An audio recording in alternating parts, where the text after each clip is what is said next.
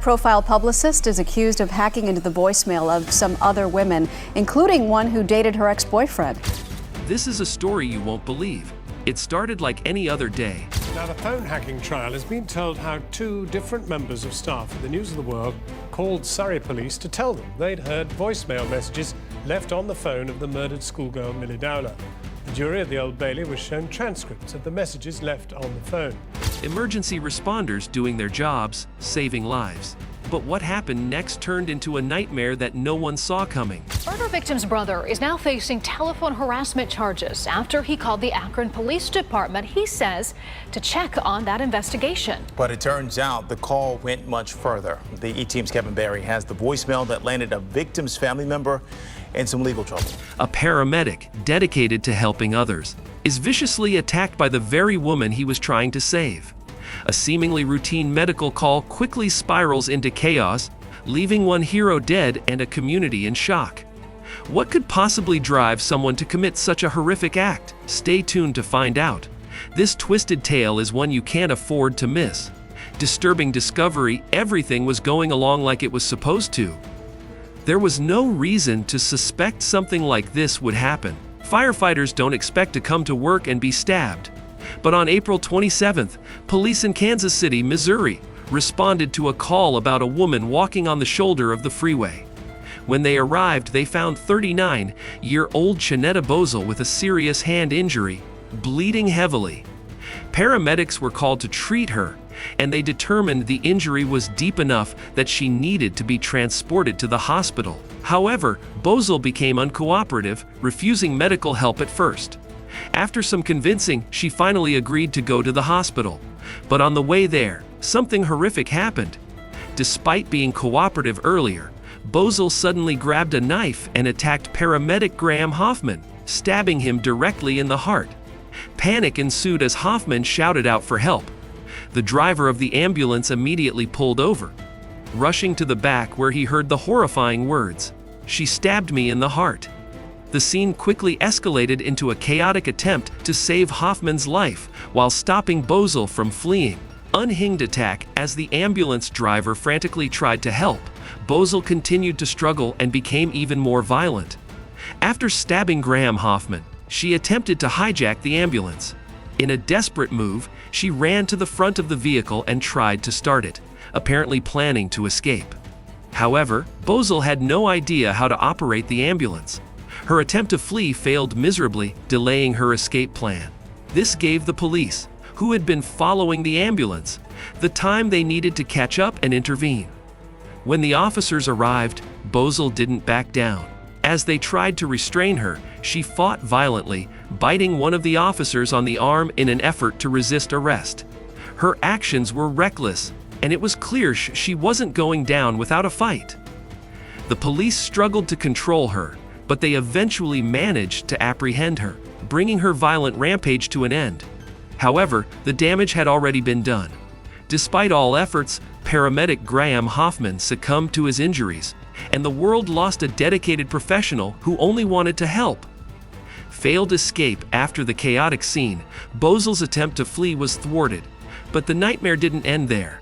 As she was being restrained by the officers, she continued to resist, refusing to cooperate with the authorities. It became clear that her violent outbursts were not just a desperate attempt to escape, but part of a pattern of behavior.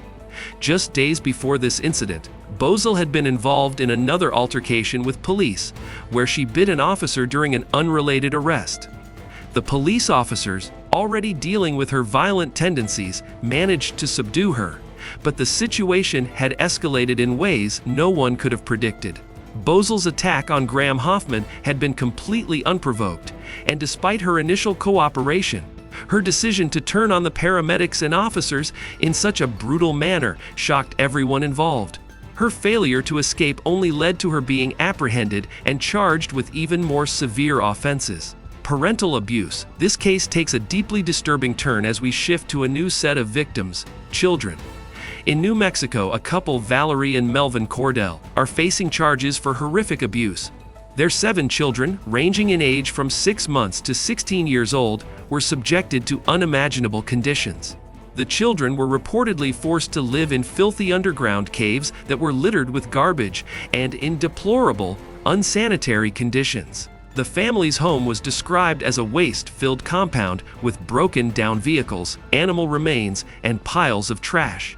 The abuse came to light when the 16-year-old daughter, who had endured years of suffering, bravely reported the conditions to authorities while attending the New Mexico National Guard Youth Academy.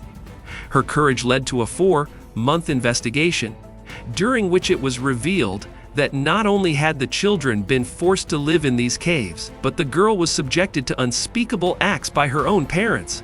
Tragically, this case highlights the severe exploitation and suffering these children endured at the hands of those who should have protected them. Gruesome outcome. Despite all attempts to save him, the situation took a devastating turn.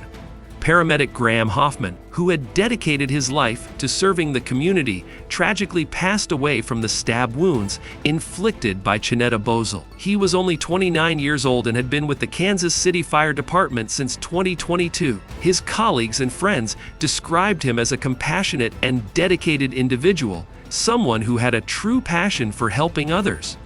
Graham's death left a deep void in the department, with his colleagues mourning the loss of a young man who had so much potential. He was known for his leadership skills, his willingness to learn, and his dedication to his job.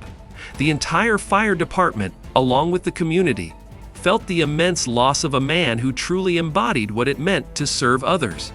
Chinetta Bozel was charged with first-degree murder and is being held on a $100 million bond, facing the consequences of her violent actions. Justice served. The Cordell parents, Valerie and Melvin, were swiftly arrested and charged with a long list of crimes, including multiple counts of child abuse, criminal sexual conduct, and conspiracy to commit these atrocities. The details revealed during the investigation were nothing short of shocking, as it was uncovered that the children had been living in squalor for years, enduring unspeakable abuse.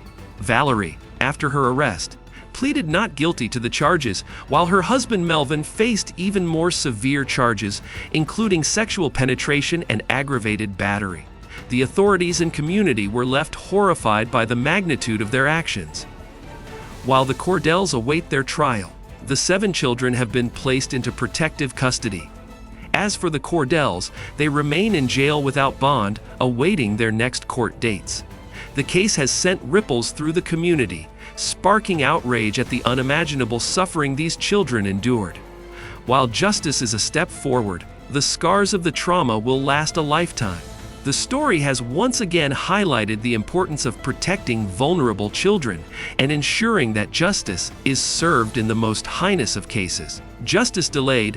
While the children of Valerie and Melvin Cordell are now safe and in protective custody, the road to healing is long and uncertain.